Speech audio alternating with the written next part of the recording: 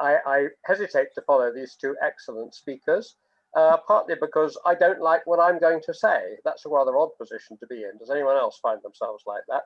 Let me first of all say thank you to UPF for organising this timely event and for asking me to speak.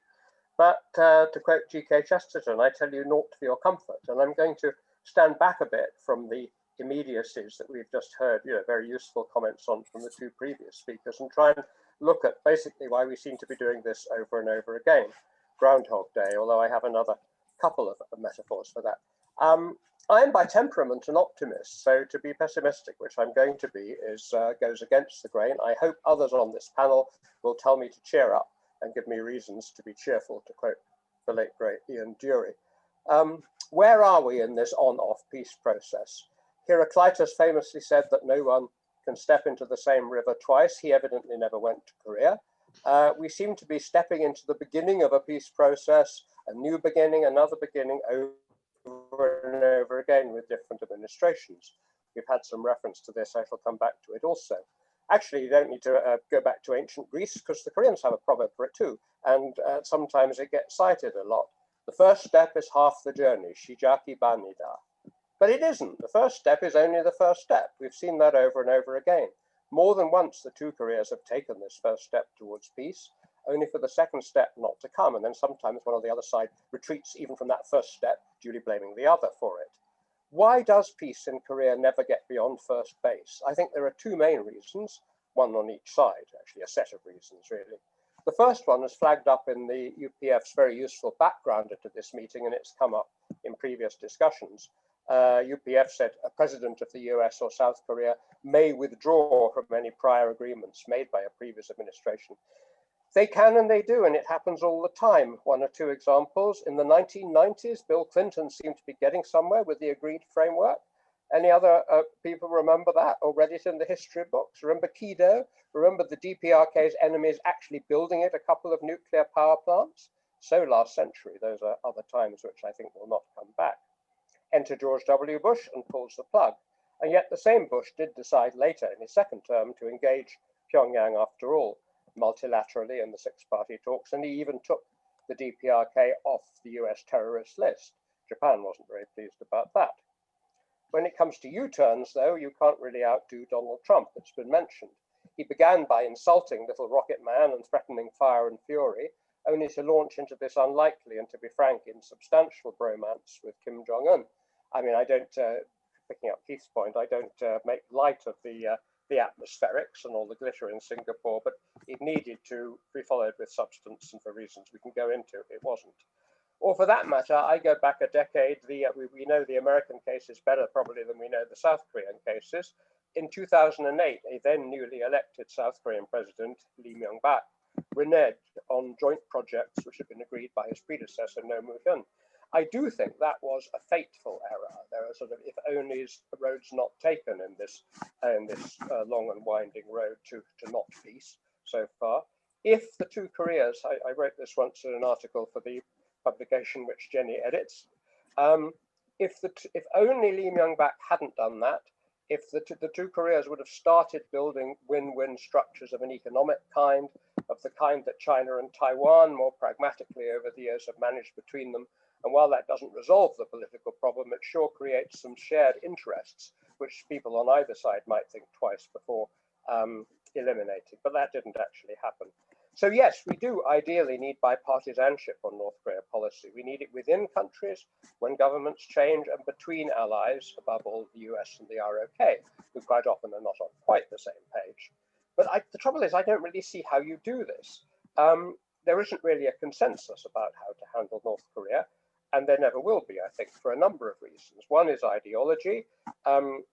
Most conservatives in Seoul or Washington mistrust Pyongyang. Trump was different. Liberals tend to be readier to engage.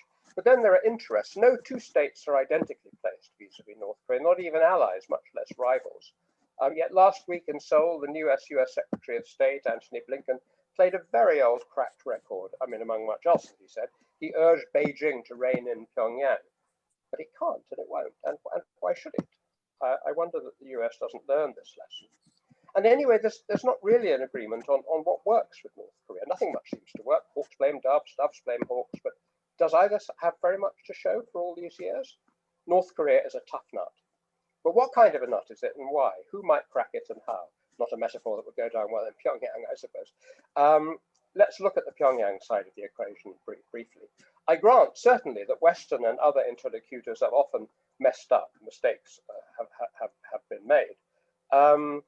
Policy continuity and coordination are these perennial problems, to my mind, insoluble, frankly. But it does take two to make peace, and somebody has to raise the question, does Pyongyang really want to? Sure, the DPRK has legitimate security concerns. Being put on an axis of evil and the US then invades the number one on the list that it's made doesn't exactly help to build trust. Or being urged to give up weapons of mass destruction following the excellent example of Libya and then watching what happened to Muammar Gaddafi when he did that. Again, you can imagine the lessons drawn in Pyongyang. In spite of all that, as I read the last 30 years, or one could go back further, but 30 years of sort of quite active on and off peacemaking efforts, time and again, I don't see that Pyongyang has done its part. It hasn't reciprocated, it hasn't moved far or fast enough, or it's simply cheated. Time is short, so just briefly 3 examples. They cheated on the agreed framework by secretly starting a second nuclear program. Even during the sunshine years, they were developing nuclear weapons. That's not cheating, but it doesn't make you wonder. Or right now, and I do want to emphasize this, and I'd love to hear an answer from somebody, look how badly they're treating Moon Jae-in. Why?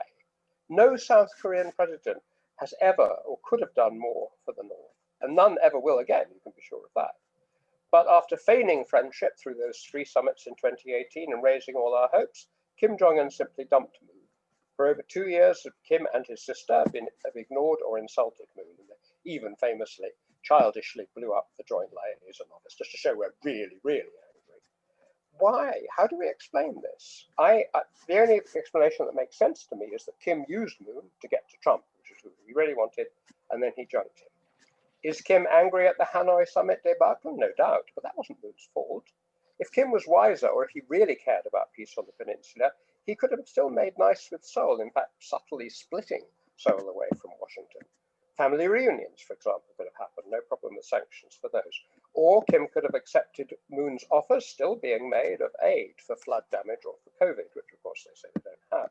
He sure could use that help, but his people would be grateful, even if Kim isn't. But there's no dice, there's no deal, there's nothing doing, and I frankly find that very puzzling. Pyongyang used to play off rival powers against each other quite skillfully, but Kim has rebuffed Seoul, and that means he's only got Beijing left. He's probably right that Xi Jinping will fight his corner, but Xi Jinping may also make demands. That's a bigger issue, I guess. So, having followed North Korea all these many years, very often being wrong, and I hope I'm wrong this time, many ups and downs, I honestly can't say that this is a regime that is trying hard for peace. I think North Korea chose its path and its outsider status long ago. I call it militant mendicancy, simultaneously a beggar and a mugger, threatening and milking the wider world. Do I sound cynical? They're robbing banks these days. Of course, you don't actually have to do it with guns anymore. You do it online. See latest US indictments and the forthcoming UN panel of experts. So this is the kind of state it is. So I fear the prospects are bleak. Of course, once COVID is over, all the familiar intermediaries, countries, organizations, individuals will resume their regular visits to Pyongyang. I applaud the zeal of those who do this. I feel terribly bad carping, but honestly, at what point do you admit it's a mug's game and they're stringing us along? This regime is what it is. It does what it does by its own free choice. You want to be a peacemaker? Then Pyongyang may humor you if it sees gain in it. But don't imagine, even for a second, that what you seek is what they seek. Now, I really hate to be negative, but this is what my head tells me. My heart has always wanted peace and indeed unification. How about that in Korea? Please convince me otherwise. Thank you.